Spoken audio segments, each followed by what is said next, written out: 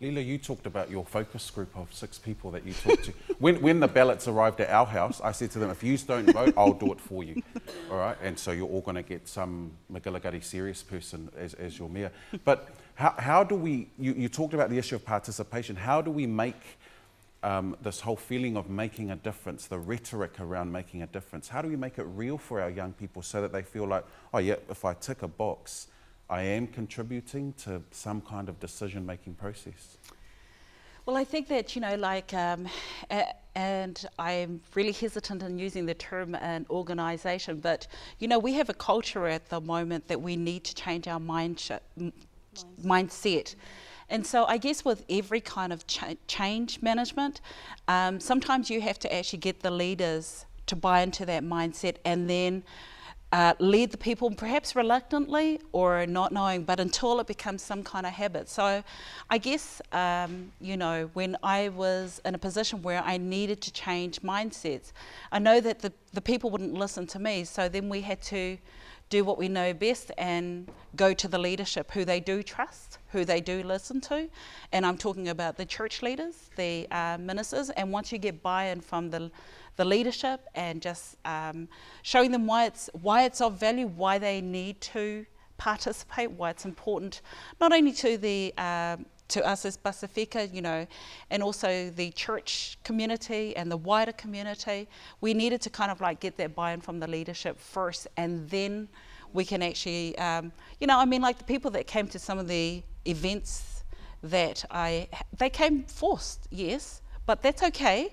Sometimes we need to be forced first until it becomes a habit. Like we force our children to go to school, but because they don't actually see the benefits until later, But sometimes this is how you change mindsets. Like organisations, they ask you and then they force you, and because sometimes you have to have that forevision of this is why I have to force you with love.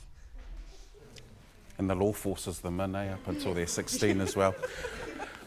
Vui, you talked about, let's not get too excited. We see that Otara have 6,000 votes come back, and I got very excited when I heard the percentages. Actually, watching the news last night, they were talking about how there's a huge return, but they're in South Auckland.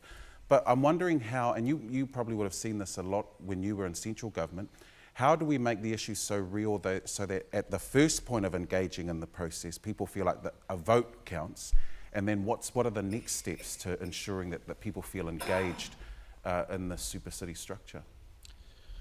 A lot of it's about what's delivered on the ground and what means a lot to communities, and perhaps they take for granted or don't realise what makes it happen is, having a sports ground where you can take your kids to play. Many of our young people rely on public libraries to do their homework because they haven't got a computer at home. We take for granted the water that comes out of our taps, etc., etc.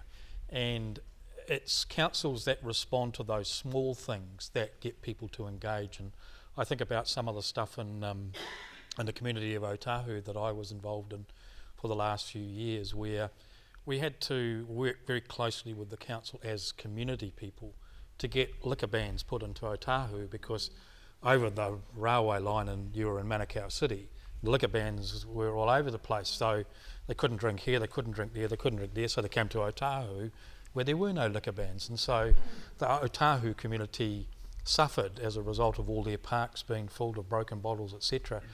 And then when the council responds to that and puts a liquor ban in that makes the park safer and more pleasant the next morning, the community wants to engage.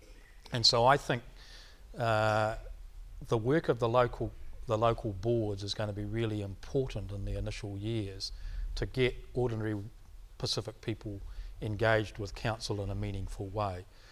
And that'll come down to the people who get elected to those boards in the area, and I'm very confident that there will be a good number of Pacific people on the local boards in the areas where they live. And I'm also confident, as Alfred said, that we'll get 1 to 3 Pacific councillors, which when you think about it, is probably going to be 1 to 3 more than Māori get in this first election, because I'm not seeing any Māori candidates in a winnable position at the moment. So I'm quite excited about the possibilities for Pacific people engaging both in the elected sense, but also at that local community level. But it's not a given. It's something that we have to work at. And I go back to 1973 to the first council meetings that I ever attended when I was a young cadet reporter for the South Auckland Courier. And I have to tell you, we've come light years from what those councils were like in 1973 in terms of their attitude to Māori and Pacific issues. You would never have seen the sort of stuff that's been happening in Waitakere and in Manukau and to a lesser degree in Auckland back in 1973-74. It just wasn't on the radar for those small borough councils. So I don't think we should underestimate the effect we've had on local government. The fact that the four major councils had Pacific Advisory Boards is a quantum leap from asking a mayor and a councillor back in the mid-1970s to consider listening to Māori or Pacific people. They would have just scoffed. So historically speaking, I think we've come a long way, but we've still got a big push to do to make local government meaningful to the average person on the street, to the 170,000 Pacific people who live in this city. It's still a bit nebulous. It's still what is local government all about, which is why they don't vote. As soon as you make it meaningful by doing something, sometimes really quite small stuff in their community, it takes up a meaning, and I think that's why we are seeing good percentage results in Otara and Mangere and those sorts of areas in this vote so far. And the young Pacific leaders coming through who are standing, who are going to be representing us on these councils and boards, they got a job to reach out to the community and say, I'm here doing this job on your behalf, I need your support, I also need your involvement. And that's going to be the challenge for these people who do get elected.